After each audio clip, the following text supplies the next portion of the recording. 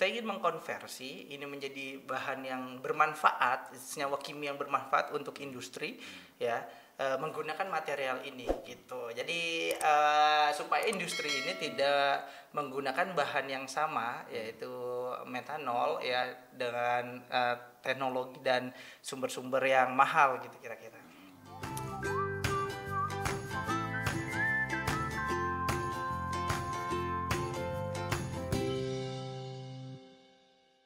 Assalamualaikum warahmatullahi wabarakatuh, sahabat LP3S dimanapun berada, salam sehat untuk kita semua. Bertemu kembali dengan kami di sini dalam sesi Jumat Berbincang. Nah, hari ini kita kedatangan seorang mahasiswa S3 dari sebuah universitas di Jepang. Namanya, mungkin langsung biar memperkenalkan sendiri aja ya, sobat-sobat semuanya. Gimana? Assalamualaikum Mas Tata. Waalaikumsalam. Kabar sehat Mas? Alhamdulillah. Alhamdulillah ya. Gimana nih Mas? Dengar-dengar sekarang lagi melanjutkan program S3-nya ya di Betul, Jepang ya. Bisa betul. cerita-cerita dikit Mas? Mungkin kita bisa bagi informasi untuk teman-teman LP3 semuanya. Ya, jadi saya ini kuliah di Tokyo Institute of Technology. Kalau di Indonesia kan Institut Teknologi Tokyo, itu letaknya di Tokyo, ya. Jadi kampus ini tuh punya tiga kampus, dan saya di Suzuka Kedai. Saya di sana itu ngambil bidang ini, Chemical Science and Engineering.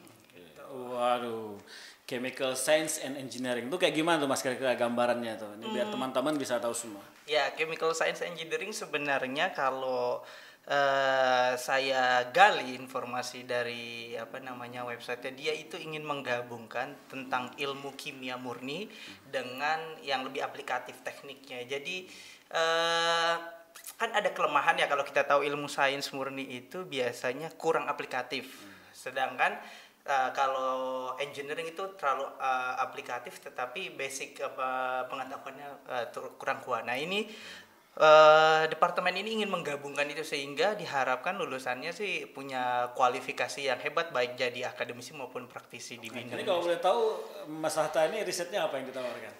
Kalau saya risetnya itu tentang ini, Mas. Saya membuat material namanya zeolit.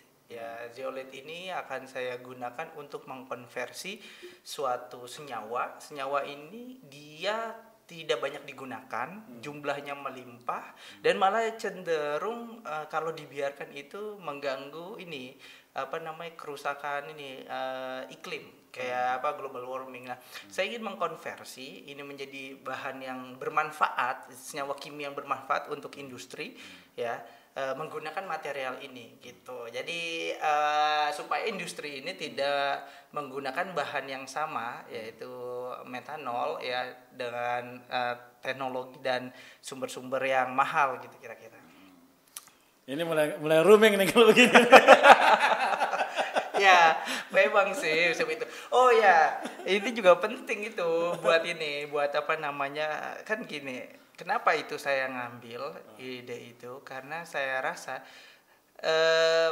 cost produk itu paling tinggi kan sebenarnya. Untuk menentukan cost produk kan, pengetahuan saya kan tergantung dari cost dia produksi. Nah, kalau kita bisa menurunkan cost produksi itu, ya insya Allah kan berarti produk yang akan dijual kan agak turun gitu. Lebih kompetitif ya. Makanya itu dengan teknologi yang ini, dengan material yang ingin saya buat itu, saya berharap bisa menurunkan cost itu gitu. Jadi nanti itu cost produksinya lebih turun, kualitas produk bisa lebih kompetitif, sehingga mungkin penghasilan untuk buruh dan seterusnya juga bisa lebih meningkat. Iya, konsumen juga nggak terlalu terbebani gitu kan. Betul. Itu kira-kira. Wah, luar biasa. Jadi nyambung kan tentang ekonominya kan.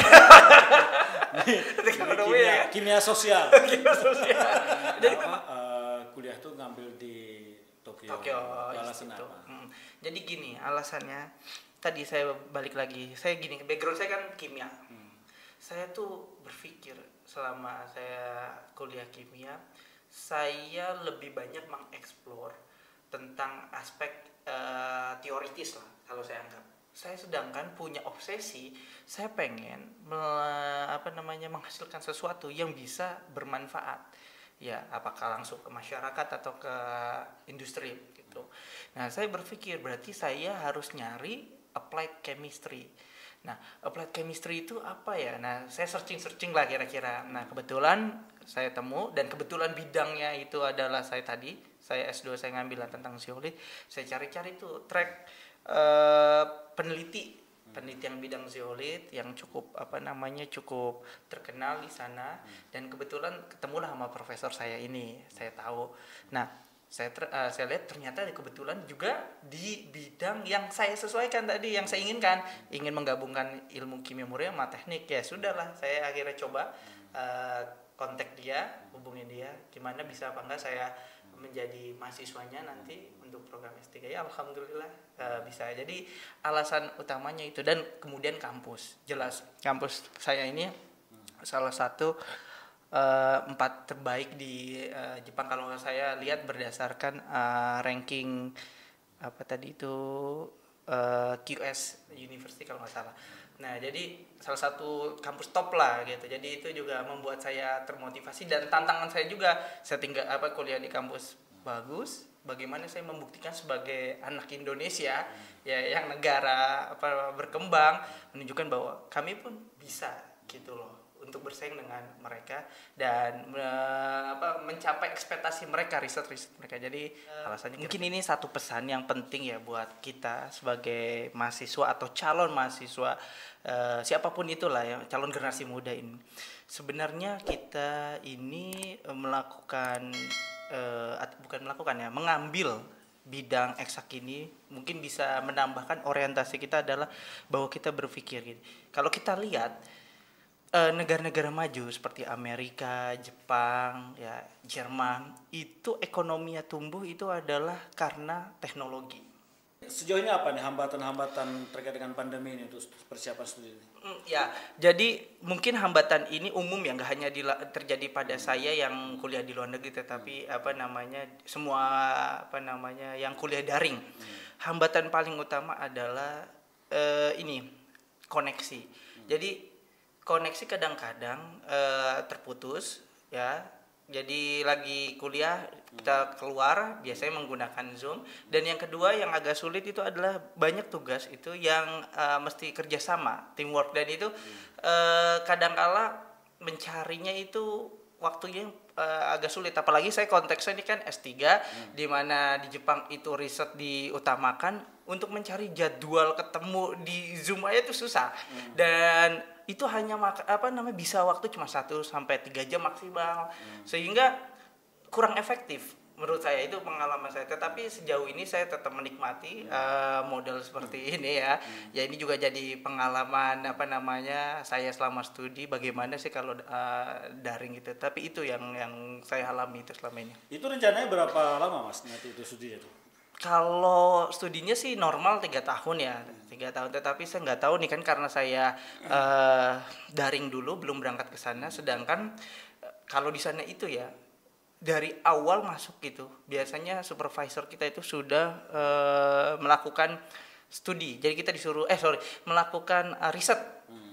Kalau saya pengalaman S2 di sini ya, S2 sini kita melakukan riset itu baru ke tahun kedua. Jadi tahun pertama itu full kuliah, itu S2 ya.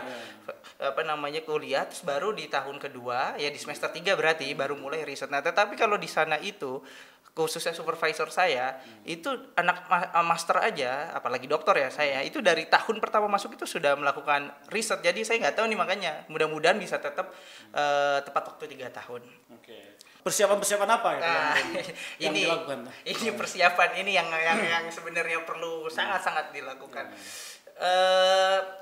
Yang pertama yang umum ini ya, saya sebutkan yang umum dulu karena gini, semua orang yang mau keluar negeri ini saya menyebutnya kalau bisa mencapai ini atau mendapatkan 50% keluar negeri itu bisa terlaksana. Itu apa? Adalah sertifikasi bahasa Inggris. Ya, terutama IELTS kalau saya boleh rekomendasikan. Karena semua kemanapun itu yang pasti pertama kali dilihat. Ya, meskipun negara itu tidak menggunakan bahasa Inggris seperti di Jepang.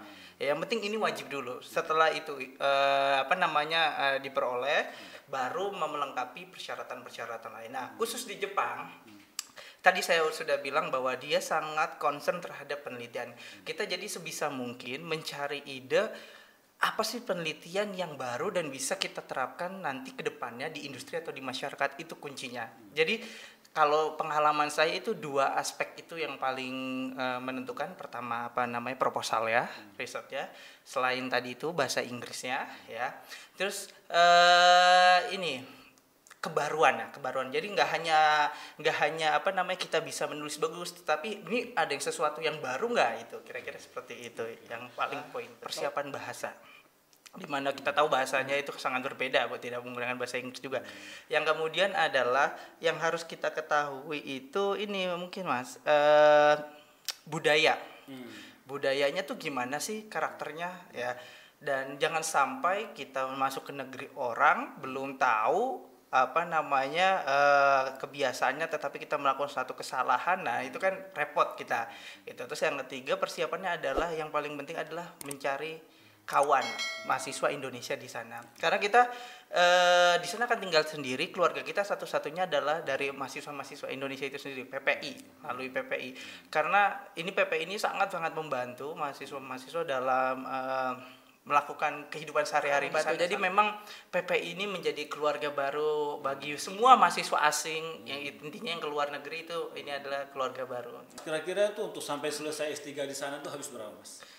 Habis apa nih waktunya? Habis uangnya.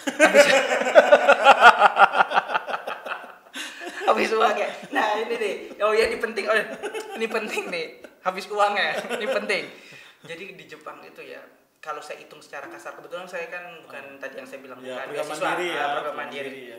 Ternyata hitungan saya secara kasar itu biaya hidup lebih mahal dibandingkan biaya pendidikan. Ya. Biaya hidup lebih mahal daripada biaya pendidikan. Nah, sebagai permisalan aja, kita ambil contoh beasiswa yang diberikan oleh Kedutaan Besar Jepang. Kedutaan Besar Jepang itu kan beasiswanya buat program S3 kalau nggak salah 140.000 yen. Itu kalau dikurskan ke rupiah dengan sekarang ini ya kurang lebih hampir 20 juta, sekitar segitulah. Nah, sedangkan biaya pendidikannya di sana itu buat kasus kampus saya itu per semester 300 ribuan yen. 300 ribuan yen. Jadi kalau 1 tahun itu 600 ribuan yen ya.